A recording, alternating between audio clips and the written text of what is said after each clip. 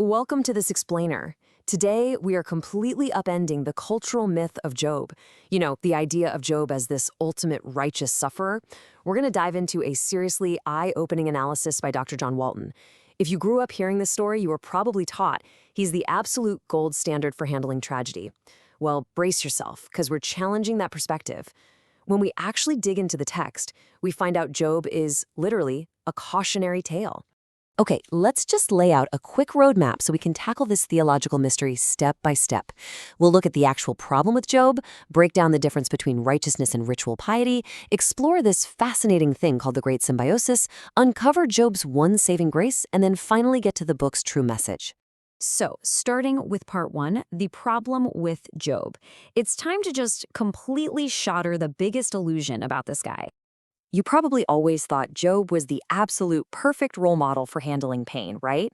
But Dr. Walton's work brilliantly shows us how Job's mindset is actually just another wrong way to respond to suffering. He's actually illustrating inadequate wisdom for us. His ideas about why he suffers, mostly that God is somehow unjust, and his big solution, which is to aggressively confront God, are both totally off base. We really have to be careful not to read this ancient text thinking we're supposed to follow his lead. And this is absolutely crucial to understand. Job is a deeply flawed character, and his entire purpose in the narrative is just to raise the questions, not to hand us the solutions. It's like he's the setup, not the punchline. He isn't actually being commended for how he responds to his unimaginable pain. Instead, he presents the profound problem of the text. He basically opens the door so we can learn exactly what not to do when our entire world comes crashing down. To really get why Job gets it so wrong, let's jump into section 2 and look at righteousness versus ritual piety. Now, when we say the word piety today, we usually think of, pure devotion, love, that sort of thing. But back in the ancient Near East, piety was basically a paranoid insurance policy against petty deities. People did these elaborate ritual performances just to pamper the gods. It was a safeguard against their really fragile egos and their crazy volatility. Doing all these rituals was seen as the absolute bare minimum you had to do just to stay on their good side. And this is where it gets incredibly fascinating with Job. Even though his righteousness genuinely set him apart, his fastidious rituals reveal a ton of underlying fear and vulnerability. Right in chapter 1, we see Job obsessively offering sacrifices for his kids, just in case they accidentally messed up and offended God. What does that tell us? It shows Job actually suspects God is unpredictable, easily offended, and frankly kind of petty, like God is just waiting to strike over a minor technicality. Which brings us to our third section, the Great Symbiosis.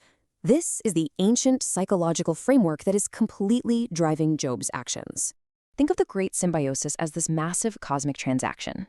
The ancient mindset was essentially this: we humans pamper the gods with sacrifices, and in exchange, the gods are obligated to give us comfort, prosperity, and safety. You scratch the divine back, they scratch yours. It was a totally transactional system focused entirely on extracting benefits.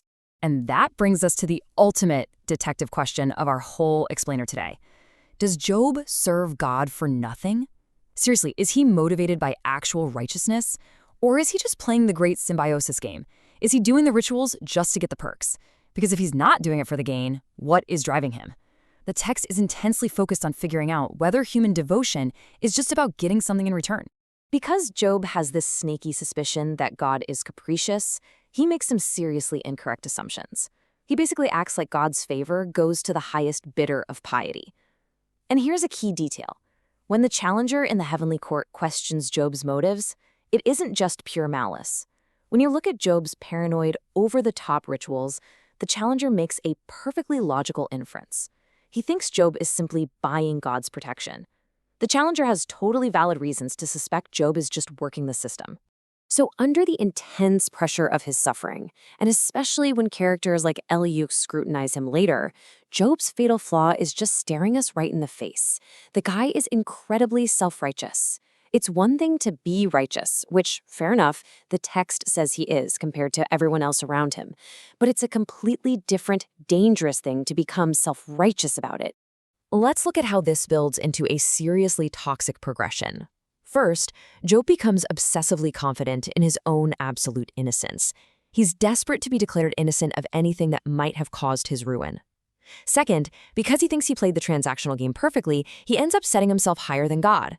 And third, the absolute worst part, Job is so committed to his own innocence that he is literally willing to tear down God's justice just to maintain his own standing. He's basically shouting, "I am right," which means God has to be wrong. Now, Job fails on a lot of levels here, but moving into section 4, we do find the one crucial thing he actually gets right. Throughout this whole nightmare, Job's wife and his friends are telling him to just give up. They want him to curse God or just admit he must have botched the ritual system somehow. If Job had listened to them, it would have proved the challenger was right along. It would have shown he only served God for the perks. But by rejecting that awful advice and keeping his integrity, Job does something huge. He proves he actually does serve God for nothing. All the benefits are totally gone, but he still refuses to just abandon the relationship. He proves his devotion wasn't entirely transactional after all. Okay, let's tie all of this together as we hit our final section, the book's true message. If you only remember one thing from this explainer, let it be this massive paradigm shift. The book of Job is not about Job. It is about God. Job isn't the star of the show. He's really just another character who gets a whole lot of things wrong. Sure, he's a guy who had a lot going for him and did some things right, but he makes massive fundamental theological mistakes. So, what are we supposed to take away from all this? First off, Job's responses to his trauma are definitely not models for us to copy. We really need to stop putting him on a pedestal as the perfect sufferer. What the text is actually doing is guiding us on how to properly think about God. Think about it. Job was the guy with the best possible chance of getting it right, and even he failed to respond well when things fell apart. The book is using his failures to teach us how to respond better when our own lives inevitably go sideways. I want to leave you with this final kind of provocative thought. Suffering is pretty much guaranteed in this life. It's going to happen to all of us. So when your world falls apart, are you going to fall into that ancient trap of the great symbiosis? Are you going to retreat into self-righteousness and accuse God of being petty? Or will you learn from Job's profound mistakes, drop the transactional mindset entirely, and find a much deeper, better way to respond? Thanks for hanging out with me for this explainer. Keep learning, and I'll see you next time.